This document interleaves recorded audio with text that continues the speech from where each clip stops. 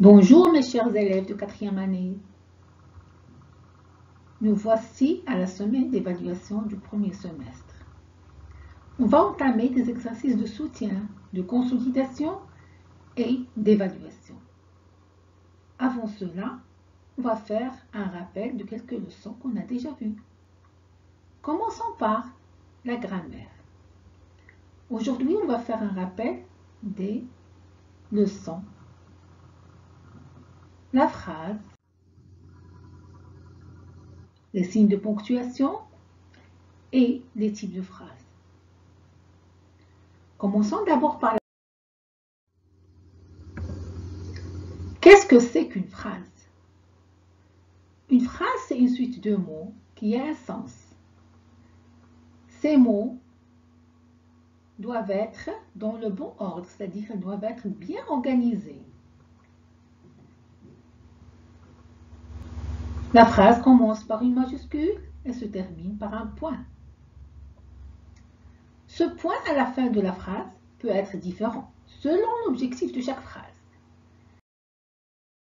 Il peut être un point d'exclamation, un point d'interrogation, un point simple ou bien des points de suspension. Ces différents points sont des signes de ponctuation. Il y en a d'autres que vous connaissez. Et maintenant, passons aux différents types de phrases. La phrase peut être déclarative. La phrase déclarative, c'est la phrase qui donne une information, qui raconte quelque chose. Elle commence toujours par une majuscule. Elle se termine par un point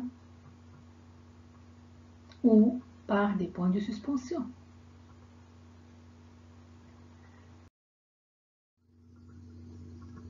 Exemple, je fais mes devoirs.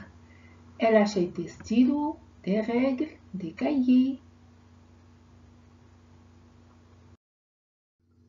La phrase peut être interrogative. La phrase interrogative, c'est la phrase qui pose une question.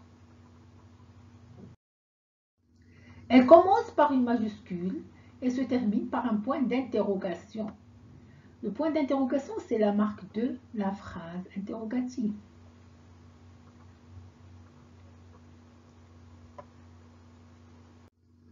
Il y a trois façons de poser la question. Soit par une intonation montante, tu vas à l'école, soit par inversion sujet-verbe, vas-tu à l'école, soit en introduisant le mot interrogatif est-ce que tu vas à l'école? Ces trois questions auront une même réponse, soit oui, je vais à l'école, soit non, je ne vais pas à l'école. C'est ce qu'on appelle l'interrogation totale. Il y a un autre type d'interrogation, c'est l'interrogation partielle. L'interrogation partielle, c'est l'interrogation qui s'interroge sur une partie de la phrase seulement. Par exemple, le sujet, ou bien le verbe, ou bien le complément. Elle introduit toujours des mots interrogatifs, tels que pourquoi, combien, comment, où.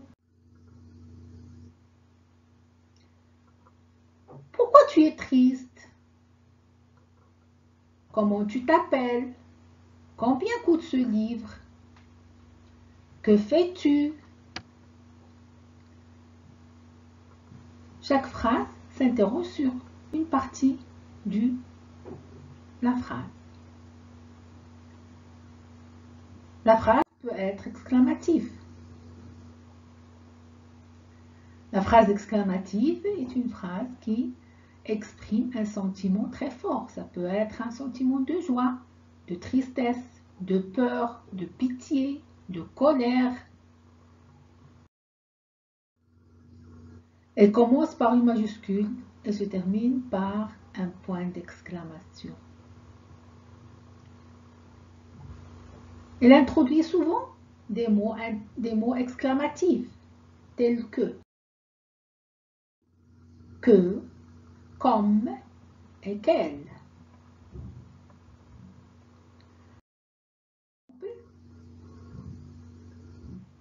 Quelle belle voiture!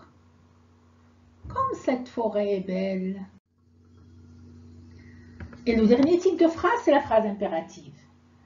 La phrase impérative est la phrase qui donne un ordre, un conseil ou une interdiction. Elle commence par une majuscule et se termine soit par un point simple, soit par un point d'exclamation.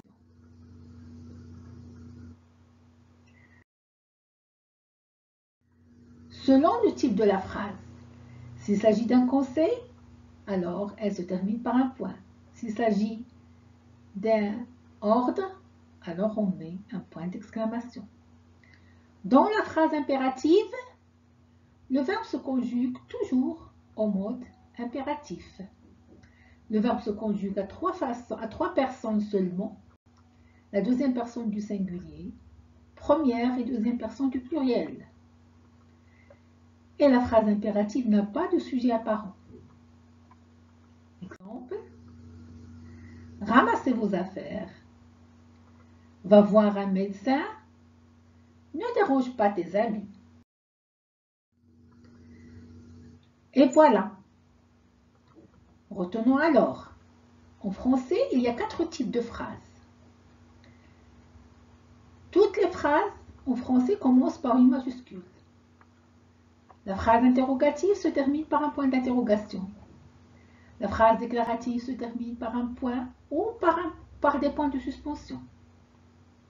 La phrase exclamative se termine par un point d'exclamation. Et enfin, la phrase impérative se termine par un point s'il s'agit d'un conseil, par un point d'exclamation s'il s'agit d'un ordre ou d'une interdiction. Et voilà, vous connaissez maintenant les différents types de phrases. Je crois que vous pouvez faire les exercices qu'on a proposés. Je vous conseille de bien lire la consigne et de réfléchir avant de répondre. Bonne chance et au revoir.